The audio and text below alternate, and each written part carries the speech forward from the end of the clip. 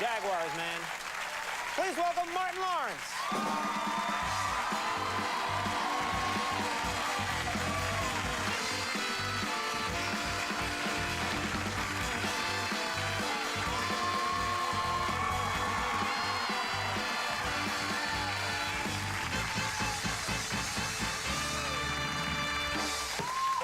The band. And the man. You're looking good tonight. Oh, thank you, What man. is this? I can't. When I wear that, I don't get away with it. But you, when I walk around in that same outfit, people laugh. But you, it looks good. Oh, no, you know, it's all good. I'm sure you can sport this. It would not work. You just gotta have that walk with it, Conan. You gotta be real smooth. When I do this, people laugh too. It's just not. I look like Popeye in one of those old cartoons. They're like, "What's your problem?" How you doing? Good to see you, man. It's great to see you. Thank you. You got this movie out, comedy. You playing a policeman in this, a cop. Yeah, well, wannabe cop, you know, Wannabe and cop. gets thrown out of the academy because I have problems with authority, you know. Right. You know, listening to it, and then I have to wind up as a security guard. I'm in there with Steve Zahn, who's also starring in the film with me. The funny guy. Yeah, very talented, funny Steve Zahn. Now you're pulling people over in this movie. This is you've been pulled over yourself, have you not? I think we all have. Yes. Yeah. I know. Well, I'm a black man. Yes, I have. No, but you know, it's a little nervous when you get pulled over. White people, y'all handle getting pulled over differently than I know black people. You know, white people get pulled over. Y'all cuss the cops out and everything. What do you pull me over for? I want to know what you pulled me over for. I don't care. I want your badge number because there's no reason why you pulled me over. I know I was speeding. I'm in a rush. That's amazing. Wow, it's like you were there with me. Yeah, see? That's exactly what I do. But it's true, right? Yeah, it's true. Black people, we don't do that. After the Rodney King incident, we are very nice. We're like, what's the problem, officer? I was doing what? Would you please give me a ticket? Because I gotta learn. I gotta learn. Latinos act like they can't speak English. You know when they get pulled over, Latinos are, oh no, what I do is do it. I don't know what I did, what I do. And then when they see the ticket, how much it costs, they start sounding like us. What the hell, man, is this for? I want to know your badge number. Yeah. The accent goes away, everything. Yeah, everything goes away, man. Now, you've had actually an incident because you were telling Latino jokes. You actually got into some trouble. You were in some physical danger, but weren't you? I wasn't dogging nobody. I just did a joke, and I was over in Mexico. Tell us the story. You're I love how... No, I don't know what went wrong. I did the joke. First of all, I'm in Mexico. I'm in Mexico, and this was years ago, about 10 years ago, and I said that in the riots that, you know, black people weren't the only people that got stuff. And I said, you know, and I did this joke in Mexico, and apparently somebody didn't like it, so he started heckling me, and I fired off at him. I said, look, man, damn you and your fat wife. Turns out that he was a government official. Next thing I know, the federales was, Michael Lawrence, we're looking for Michael Lawrence. I just picture you running through Mexico City. And I did like all that, man. 100,000 people chasing you. Well, they wasn't chasing me, but, you know, I got nothing but love for everybody in Mexico and all over the world. You know? That's nice. Problem taken care of. I just want to go on record saying I love all people everywhere. Hey, it works for politicians, don't it? Yeah, it does. All right. Now, speaking of running, yes, we got to talk about, you know, you've had several well-publicized incidents, and you've been very candid and frank about them. You talk about your personal life. Yeah. Last time you were on, you talked about the incident where you were yelling at people in the middle of a busy intersection in Los Angeles. Yeah, and I said I was smoking some good herb that morning. I thought. Well, I thought all the dealers. Yeah.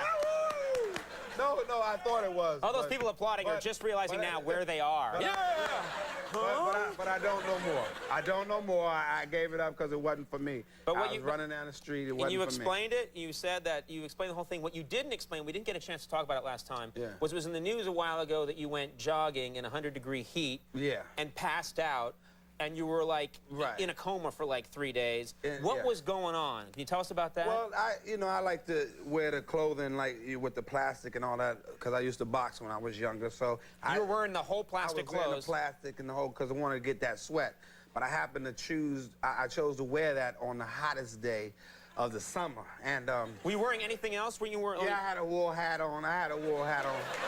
I'm a minute. I had a wool hat on. Did you have a wool hat on with ear flaps? Yeah, I might as well, right? Earmuffs, mittens. But I had this wool hat on, and let's just say heat and wool don't go together, man. Right. And then I just was running. So you're running. I almost made it home. And I started blurring out, and I just passed out on my lawn. You passed out on your own lawn. Now, who came and found you? Who saw that? Well, the first people that saw me was my neighbors. My neighbors, they're white, you know. They saw me, but they're very nice people, and they saw me. And they saw me lying there, and they very nice people. They didn't want to bother me, because the wife said to him, "Isn't that Martin laying on his lawn?" He said, "Yeah, that's him, but that's his lawn. Let him lay there." They don't want to get involved. Right, it's messy. You don't know. Her husband said, "Next thing you're gonna want to wear is a wool hat. Leave him alone." But you know, my lady found me, and thank God I'm here, man. You know. And so, and you woke up after 3 days or something. Thank you. I know, and I'll bring this up because I know when you grew up, you took a lot of stuff about the ears. Stuff about the ears. Yeah. People give you a hard time about the ears. I myself find them attractive. I think they're fine. But, thank you. But what were people saying to you when you were a kid about your ears? I don't know. I didn't say everything about my ears, but I done heard them all, and you know, it hasn't hurt my love life. You know, I mean, Conan. They just grab. No, Martin, I don't know. You know. My lady, she just grabs one ear and she grabs the other and says, "Come here." Yeah. That sounds horrible. No, it's quite... My aunt used to do that. It wasn't the same kind of thing, let me tell you. Listen, hey. She got treatment, she's fine now. Oh, see, she didn't have a mustache, did she? Well, kind of, yeah. All right, okay, all right. So it's fine. No, yeah, and I like it, you know. So, you know, my lady, she loves it, and it's all good. And I done heard every ear joke. I mean, the best one I heard was from Robin Harris, you know, who passed away. God bless him, may he rest in peace. Very funny comedian. He told me my ears look like 2 car doors open. So, to me, I'm thinking if you don't say nothing funny than that, you ain't coming with nothing. Now, what about you have a brand new baby daughter, is that right? Yes, I do. Yes, I do. 3 months. Good for you. Thank you. How old? 3 months. 3 months, that's exciting. I have 3 daughters. 3 daughters now. Are you a good dad? Are you a strict dad? Are you a disciplinarian? How do you do it? I like to think I'm a cool dad, and I want to be cool with them. I want them to be able to talk to me about everything. I know with 3 daughters, I'm probably going to be bald by the time I'm 45, but you know, I talk to them all the time. I'm just nervous about when they get to the dating scene, you know, and so I talk to them in the stomach, you know, while they're in the stomach. Oh, before they're born, you're getting involved. I talk to them before they're born. I rub the stomach, you know, this daddy, you know, I know, you know, my girls are coming, but boys, you kind of got to go in the womb and talk to them. They're more stubborn. Yeah, you got to get in the womb and say, "Let me tell you something. Don't come here, start nothing. This daddy, I will knock you out. Don't start nothing." And then when they come out, they feel your presence, your voice. Right. It's been imprinted on their mind. Exactly. Yeah. And then when they get older, you know, and they go to the club and they partying with their friends, "Yeah, buddy." All you do is send a pre-recorded tape with your voice. "This daddy, get your ass home." And, "Oh God, I gotta go." You have that on the dance mix tape? Yeah, that's a good idea. Who mixed him with Tupac? Who mixed him with Tupac? That's a terrible idea. But it works, though. That's how you discipline your child. You get them early. Right, get in there early. Early. Don't wait till they get older and tall and bigger than you. Start smacking you in the head, putting you in timeout. Have your child put you in timeout. Right. No, don't do it. This is all very good advice. Thank you.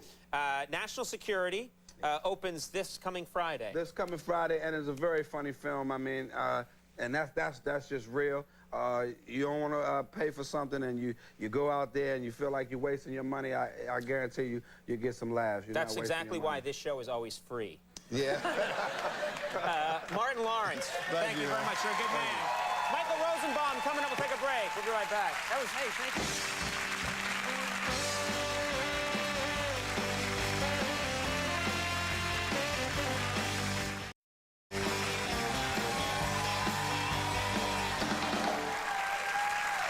All right, everybody, we are back. Coming up tomorrow night on this show, as I mentioned, presidential candidate as of yesterday, Senator Joe Lieberman is going to be here. From the movie 25th Hour, Rosario Dawson is going to stop by. And comedian Boothby Graffo, so watch that show. That's a good